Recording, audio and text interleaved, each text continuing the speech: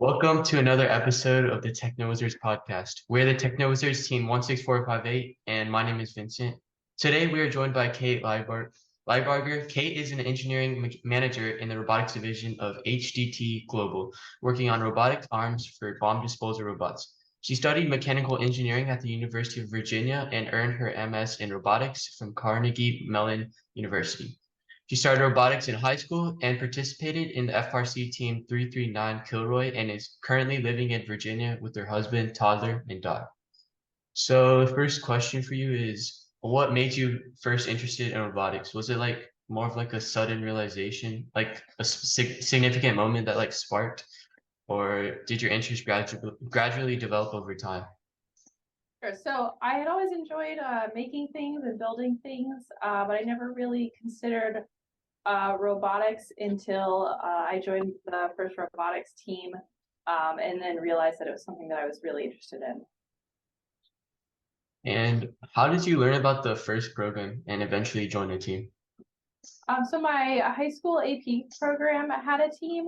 I was never really interested, but my mom encouraged me to try it out. So we made a deal that I would try one team meeting, and after going to one meeting, I was hooked. And what was like the earliest first experience that you remember? So when I went to that first meeting, my first meeting, the coach handed me a part and asked one of the seniors to show me how to use the drill press.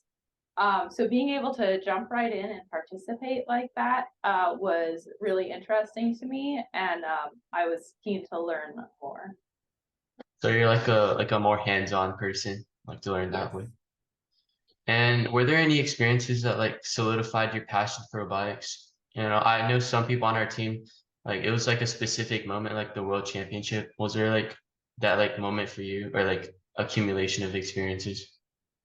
Probably not a specific moment, but more getting into learning about the problem solving aspect, being able to work across the different disciplines, the mechanical, the software, the electrical, all coming together to be part of this one big system. I thought that was really interesting. And what's like a memorable like match or competition moment that stands out to you? Um, so we did get to go to the World Championships once, which was a lot of fun. But actually, one of the best ones we did was the Virginia State Fair had an unofficial competition. So it was smaller off season, but because of that, we ended up winning. So that was the one competition that we came away with the prize, which if I remember correctly was a roll of duct tape. And can, what was like your team dynamic? So our team was fairly small. Our head coach was actually a history teacher who just happened to be a handy guy who thought this was an interesting thing to do. We had a small space in a school that wasn't open anymore. Like it was a former school used for admin. So it was informal, but at the same time, it was an older team. The numbers count up, so 339. It's fairly old, so there's a lot of experience there. But we were never super highly resourced. It was so everybody got to jump in and be involved in whatever they wanted to because we were so small. But it was a very passionate group. And like since you were like this small, like how did you like did you like get sponsorships, or how did you like sustain like your team? Yeah, we did a lot of looking for sponsorships. We would take our robot in the off season and go present to different engineering companies around. And because it was such a well-established team time-wise, it was a lot of companies that had been sponsoring for many years. Like making connections like with other people are like really important first. Do you like remember any like specific mentors or like team members who like had a significant impact in your journey? Yeah, so our head mentor, his name is Dave Shotwell. the history teacher. He was pretty special. I say was. He's still doing this. It was just him and our programming mentor most of the time, and he spent so much time with the students. Always made us feel like we were very capable. Made sure that we could learn whatever we wanted to do. It was very encouraging. I think this is for high school students. It feels really special when an adult treats you with that kind of like pure attitude and respect. And we all really looked up to Mr. Shotwell. And what were like your specific roles on your team? So I did safety captain for most of the time I was on the team. We didn't have too many super defined roles like some larger teams did. And then my senior year, I was team captain. And what was your like mechanical design process that your team implemented throughout the season?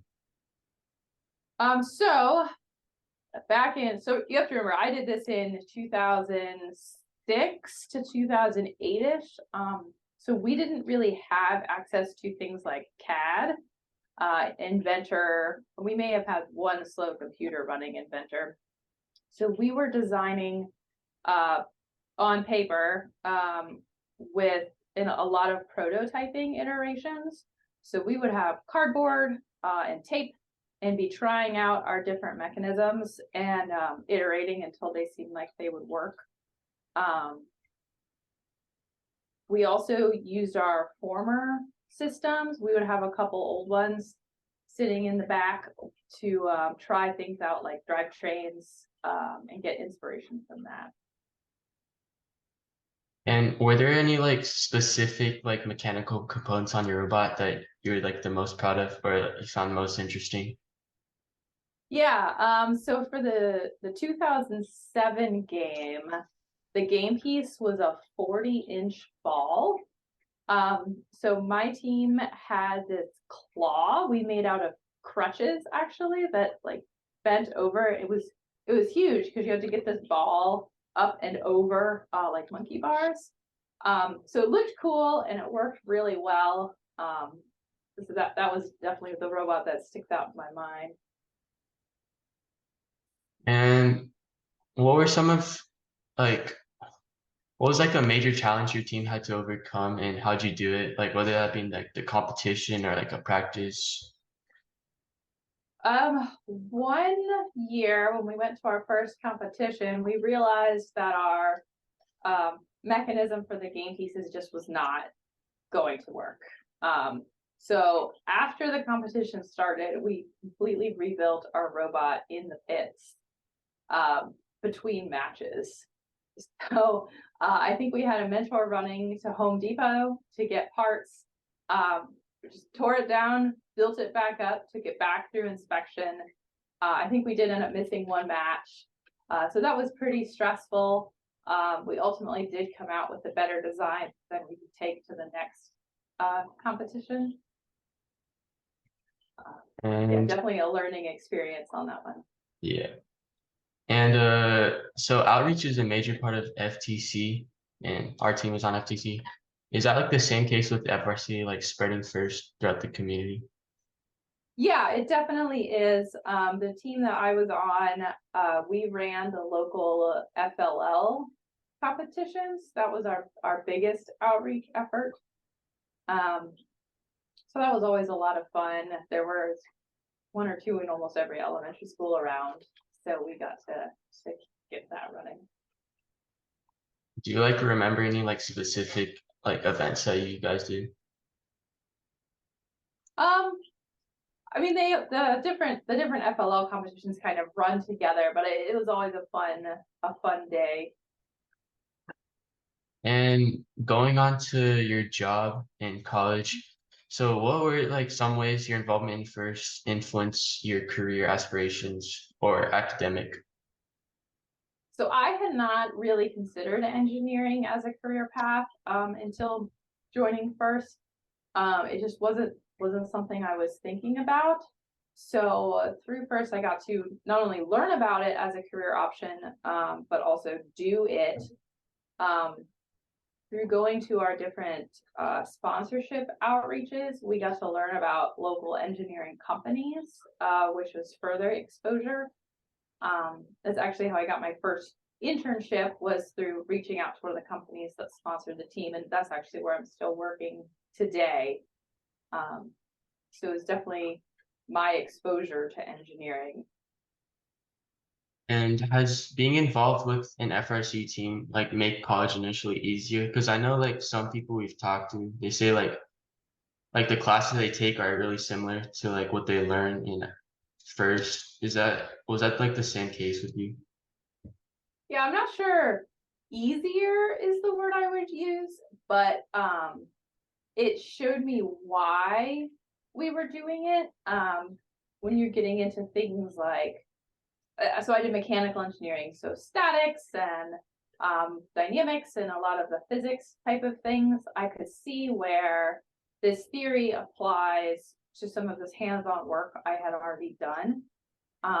Also having the experience in the hands-on work that some of my peers did not have was very applicable to things like labs and class projects where you needed to build something. I had built something, I built something pretty complex that I could leverage the experience for. And what does like a day-to-day experience in your job look like? So I'm currently a manager, which has a lot of boring aspects, meetings. But in my path through mechanical engineer up to where I've gotten, do a lot of CAD, computer design work. I use SolidWorks the most.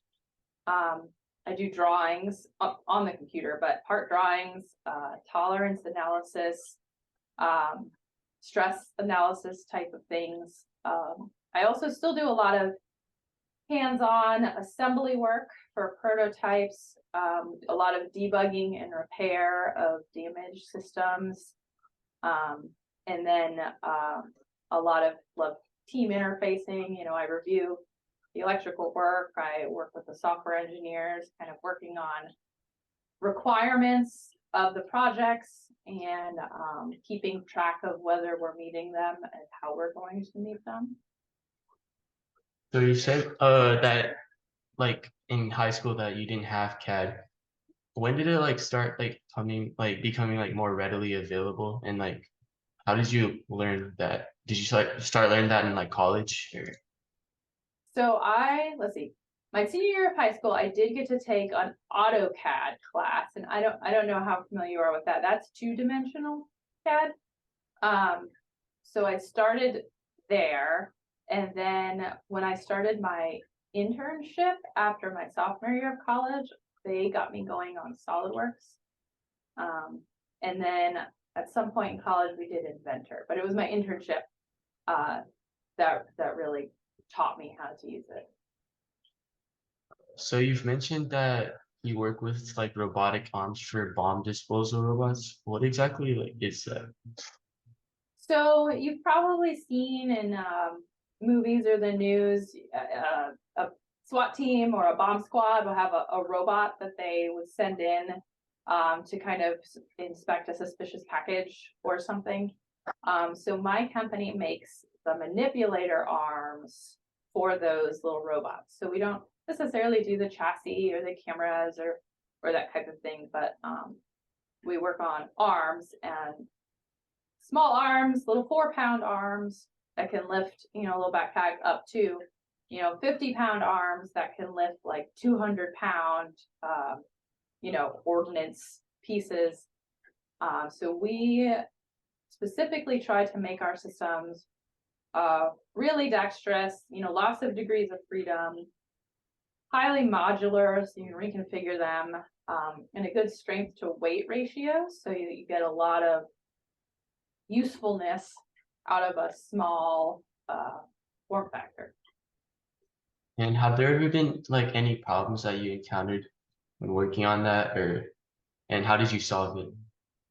So we are always sort of on our own cutting edge of product development. We work a lot in prototyping. We work a lot in, let's make a new actuator, let's make a new system. So when we're doing that, we do end up with situations sometimes where things just don't work out like we designed them.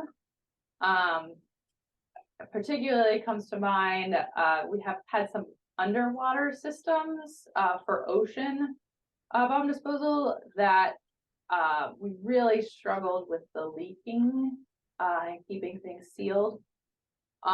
So you have kind of two options when you realize this just doesn't work the way it does in SolidWorks. You can find the small tweak, is there, how close are we? If you can make a change, on the fly modification, then maybe you can salvage it and keep going. Get somebody else to look at it, brainstorm, try some different things. And then every once in a while you hit something where it's just not going to work. We have had to scrap a project before, which was very disappointing, but then we took a step back, started over on our approach, and created a new product that solved the problem in a more realistic way. And what would you say is the most interesting aspect of your job?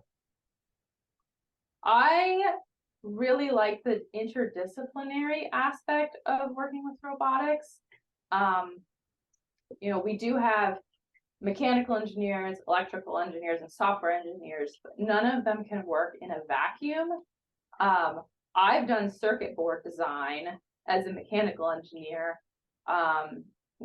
I've done a little bit of software. Everybody sort of has to work a little bit over their boundary to make the system work, because you can't just work in a vacuum and then throw it all together. So I think that's really cool. You're always learning new things. Sure, I'm never going to be the expert on software, but I know enough about it to contribute and to review and to debug. So that keeps everything different and fresh and keeps it from getting boring ever.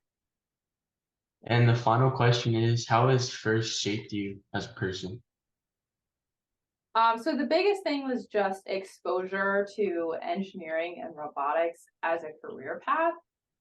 I also really benefited from the approach my coach had to letting everybody learn what they wanted to learn. I never felt like there was something I couldn't do. I was never afraid to use the machines. I was never afraid to contribute an idea. And I think that was a really valuable mindset to gain.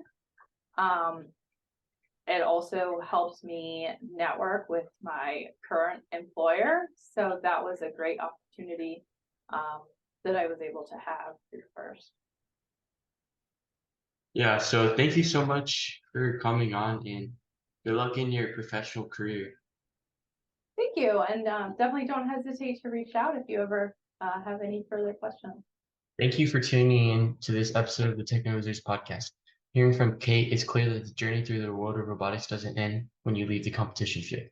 I hope you gain valuable insights into the lifelong impact of FRC. And until next time, keep chasing your dreams, and we'll be back soon with some more inspiring stories and discussions. See you in the next episode.